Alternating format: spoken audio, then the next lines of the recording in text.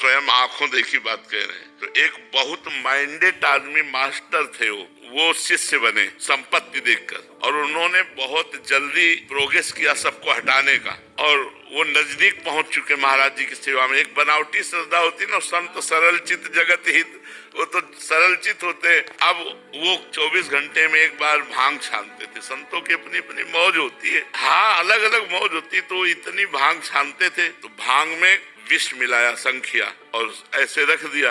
उन्होंने ऐसे उठाया, और सिद्ध संत थे ऐसे, और कहा जगदीश्वरानंद को बुलाया जाए। तो और शिष्य सब थे, जगदीश्वरानंद को बुलाया, तुरंत सबको बाहर किया, कहा बच्चा ये हमारे लिए। कांप गए। तो उन्होंने खप्पर में घुरा और हरिओम पूरा पी गए। उन्होंने कहा कि अरे गुरु जी, बोले पिलाने के लिए तो तूने रखा है। और 7 दिन पद्मासन में बैठे रहे, और रोज बुलाते उसको, कहते देख तेरे जहर का कोई प्रभाव पड़ा, देख तेरे जहर का कोई प्रभाव। और ये कोई नहीं जानता था। 7वें दिन कहा अब मैं अपना शरीर अपनी इच्छा से त्यागता हूँ, तेरे जहर से नहीं।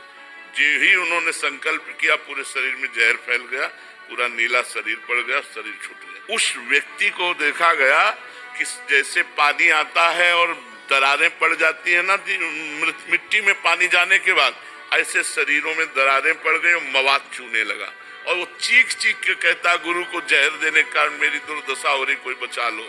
चिल्लाता रहता रात दिन, पलकें ऐसे फैल गई, मवाद निकले। वो दुर्गति पूछो मत, तड़प तड़प के रात दिन, हमें लगता है उस दिन से उसको नींद नहीं आई होगी, उस दिन से उसने चैन से भोजन नहीं किया होगा।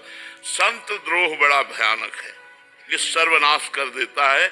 इसलिए चाहे गुरु भाई से हो या किसी अन्य संत से हो, कभी द्रोह न करे। वो गाली दे तो भी चरणों की तरफ ही झुके। संतों के चरणों की तरफ झुकने में ही मंगल है।